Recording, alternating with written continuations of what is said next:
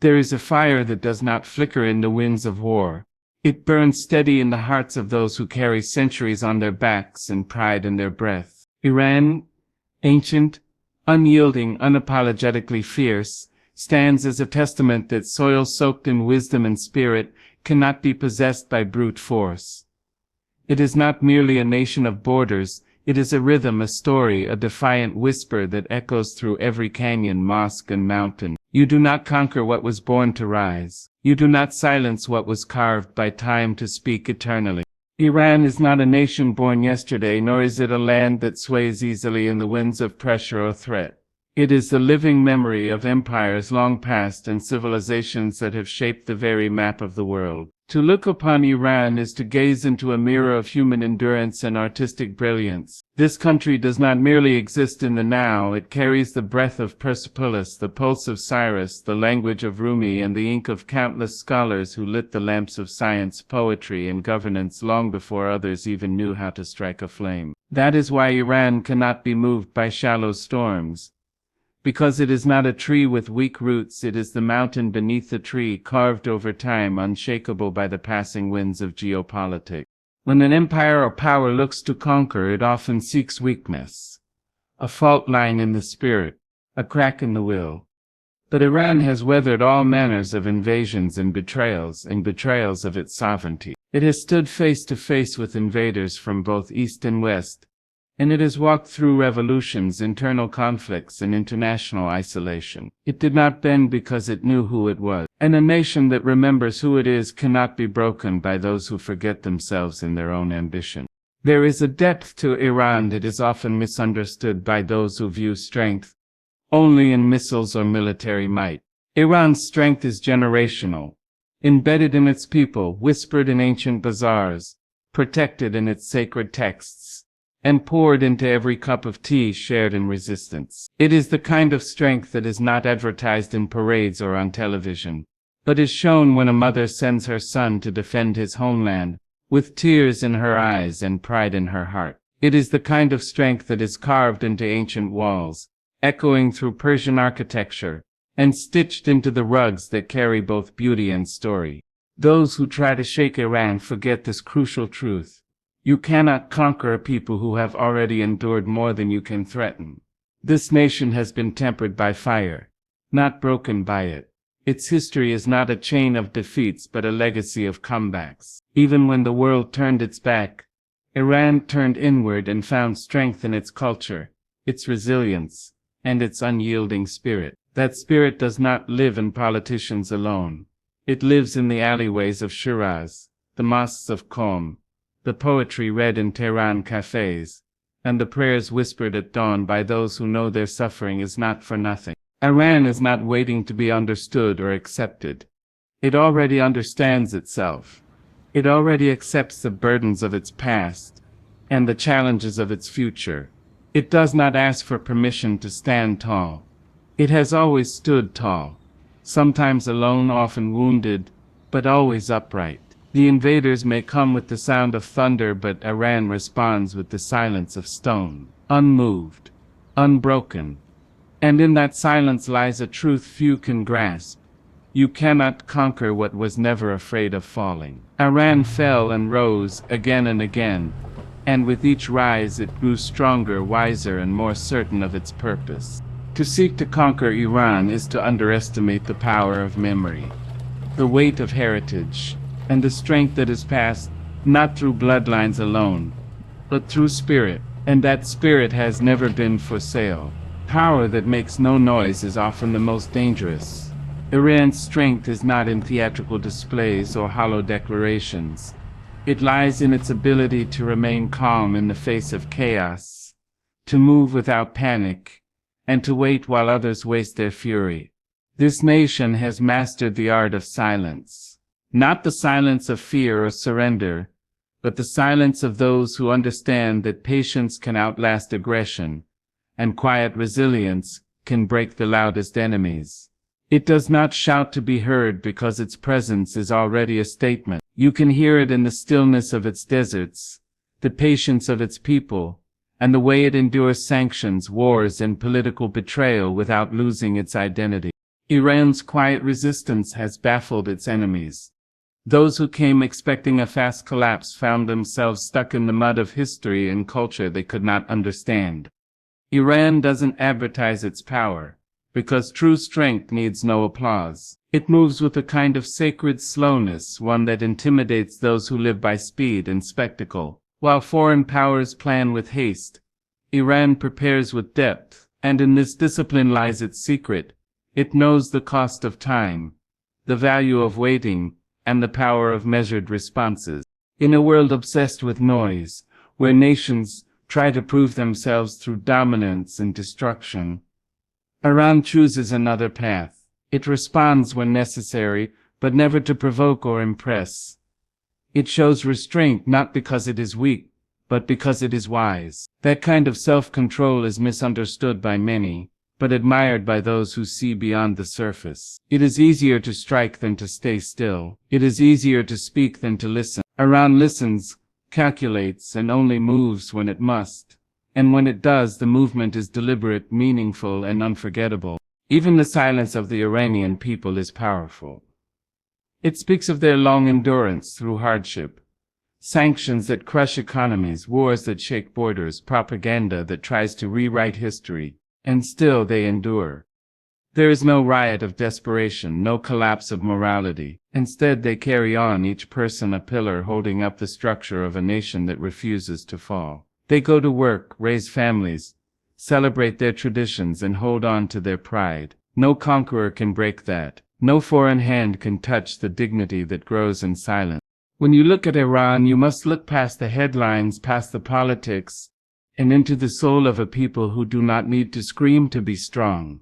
A people whose silence is a language of power. A people who know that true resistance is not only fought with weapons, but with discipline, unity, and memory. The greatest victories are not always seen on battlefields. Sometimes they are found in survival itself. Iran's continued existence is its refusal to be broken, to be defined by others, to surrender its truth, is in itself a quiet triumph. Conquerors often come expecting submission, but they meet silence, not the silence of surrender, but the silence of iron will. That kind of strength confuses and threatens those who understand only force. Iran does not need to conquer in order to win. It simply needs to remain, to endure, to persist, and in that it is victorious. Because the nation that holds its breath in peace while others shout for war is the nation that will outlast them all. There is something unconquerable in a nation where mothers still pray with steady hands and children still dream under bomb-darkened skies. Iran is not held together by governments or armies alone. It is held by the invisible threads of love, culture, and an unshakable belief in tomorrow. When a child can still imagine a future despite what he sees around him, you cannot say that nation is defeated. When families gather to share bread even in the midst of scarcity, when stories are still told and poems still memorized, you know the spirit has not been crushed. You know the roots run too deep to be pulled out by the hands of war. The strength of Iran lies not only in its history, but in its people, their ability to keep faith alive in the face of loss. They don't only endure, they nurture. They raise children not just with food but with identity. They teach them about Ferdowsi, Hafez, and the strength that flows through their veins. In every lullaby, there is a story of resilience. In every schoolbook, a memory of struggle and defiance. The enemy may come with tanks and propaganda, but what weapon can erase the dreams of a child who has been taught that his land is sacred, his ancestors warriors, and his future his to build? When you attempt to conquer a place like Iran, you are not simply fighting soldiers. You are fighting an idea, a belief, a way of life passed down in silence and strength. It is not loud because it does not need to be. It shows up in the way fathers fix broken homes with their bare hands, in the way women carry entire families on their backs with grace and determination, in the way communities come together during hardship instead of breaking apart. This is not a land of helpless victims. It is a land of creators, thinkers, and believers. Every empire that has ever tried to dominate Iran has failed to account for this. The intangible power of people who carry their nation in their hearts. Even when their cities are bombed, their economy strangled, and their names dragged through the mud, they do not break. Instead, they build a garden from rubble, a song from sorrow, a school from stone and sweat. That is not weakness, that is the purest form of strength. And it is a kind of strength no conqueror has ever understood, because it cannot be seen on maps or captured in war plans. What kind of nation raises its children to dream even in times of despair? A nation that cannot be conquered. What kind of people believe in peace while they are surrounded by threats? A people that will never be slaves. You may kill the body, but if the spirit remains, it will rise again and stronger. Iran's spirit is not just surviving. It is multiplying, deepening, flowering in every act of faith. Every time a teacher walks into a classroom, every time a family celebrates Nowruz, every time a child recites a prayer with hope in their heart, Iran reaffirms its refusal to be defeated. There is no missile that can destroy hope. No occupation can erase dreams. No military might can outlast the quiet courage of a people who believe that tomorrow is worth fighting for. Iran cannot be conquered because it has already chosen to win, not by dominating others, but by refusing to be erased. And in the heart of every praying mother and dreaming child lies the proof. The future is still alive. Iran does not weep in silence. It sings its pain, its joy, its loss, and its defiance. When the world turns its back, or when bombs fall too close to home, Iran answers not just with fists or flags, but with verses, with music, with color. In a nation where sorrow is turned into song and suffering is woven into poetry, defeat is never the end. It is only a pause before the next verse. Iran's spirit has always found its way to speak, to declare, to remember, even when others tried to silence it. That is why it cannot be conquered. It will always find a way to speak again, and its voice will never be hollow. This is a land where grief becomes resistance, and memory becomes power. A funeral becomes a rally. A poem becomes a protest. A painting on a broken wall becomes a statement no bomb can erase. Art in Iran is not luxury. It is survival. Expression is not entertainment. It is how the nation breathes through suffocation. When you walk the streets of Tehran, Shiraz, Isfahan, you do not just see cities, you see stories, etched in every wall, every statue, every shopkeeper's eye. You see that this place remembers, and in remembering it refuses to surrender. Iran's cultural endurance is its quiet armor. While others wage war with metal, it defends itself with meaning. Its poets, from Rumi to Hafez to contemporary voices, are not just writers, they are warriors of language. Their verses are recited in homes, in prisons, in corners of silence, where truth dares not speak, but must still be heard. Those words move people to stand when it would be easier to kneel. They teach generations that beauty exists even in hardship, that dignity is not a gift but a decision.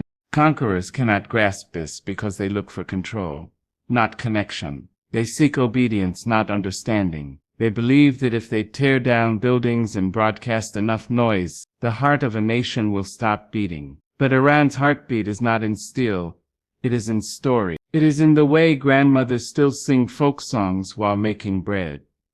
In the way dancers find rhythm even in shadows. In the way young people write graffiti, not to destroy but to declare. These expressions are not resistance in the traditional sense.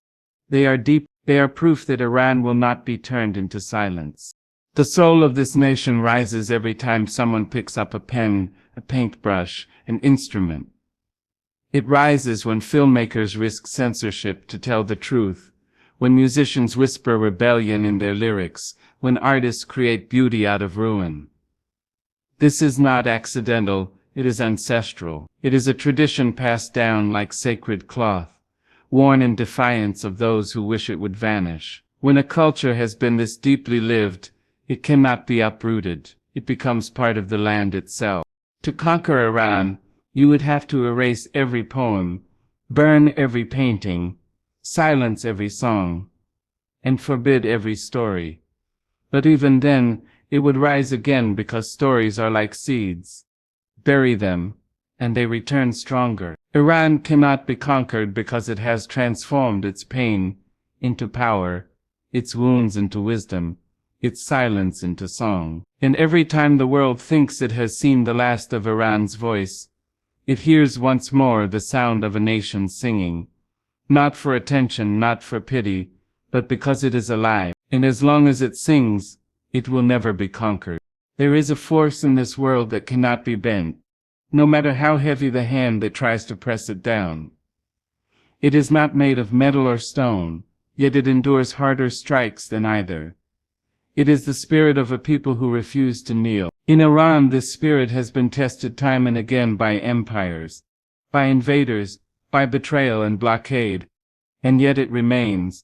The body may tire, may fall, may bleed, but the spirit does not bend. That is the essence of a nation that cannot be conquered. Because no matter what is taken, no matter what is threatened, no matter how much weight is laid upon its shoulders, it remembers who it is and it rises. This spirit is not something born in the halls of power. It does not begin in government offices or diplomatic chambers. It begins in the homes of ordinary people. Women who teach truth between spoonfuls of rice. Elders who share history between breaths. Workers who sing resistance as they build the bones of cities. It grows in the fields, in the alleys, in the mosques, in the hearts of young boys who learn what it means to love a land they may one day be asked to defend. Iran's strength is not simply military, it is moral, it is emotional, it is human. And when the soul of a nation lives in its people, it cannot be conquered from the outside. To subjugate Iran, an enemy would have to break something that cannot be touched. They would have to tear out stories from memory, erase generations of sacrifice, undo the pride that pulses even in the poorest of homes. But pride is not built on possessions. It is built on knowing where you come from and why it matters. That is what gives the Iranian spirit its fire. It is fed not just by religion or politics, but by legacy, the deep, ancestral knowledge that this land was earned through pain, through patience, through unshakable love. Iran has known great beauty and terrible loss. It has stood under the weight of world powers trying to remake it in their image.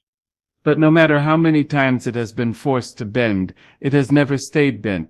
It straightens with the sunrise. It stiffens with every injustice. It grows more defiant with every attempt to silence it. Because that is what happens when the spirit bows to none. It teaches the body to stand, no matter how often it is struck. What the world often misunderstands is that conquering a nation is not only about occupying territory. It is about breaking the will to resist, the belief in identity, the fire to rebuild. Iran has never lost that fire. Even in the darkest nights of sanctions, even under the threat of bombs, it has held on to that internal flame. And that flame is passed from hand to hand, from father to son, from mother to daughter. It is fed in secret and in public, in whispered prayers and shouted slogans, in quiet endurance and loud defiance. That flame has not gone out. Not one. Iran cannot be conquered, because it does not rely on the approval or permission of the world to exist. It knows its own worth. It knows its own power. Its people may struggle, may mourn, may cry, but they do not collapse. They do not forget. And when you cannot make a people forget who they are, you cannot make them surrender. No army, no weapon, no campaign of lies can erase the soul of a nation that carries itself with this kind of pride. Iran does not stand because it is allowed to. It stands because it chooses to. And that choice is made every single day by a people who have already decided, we will not kneel.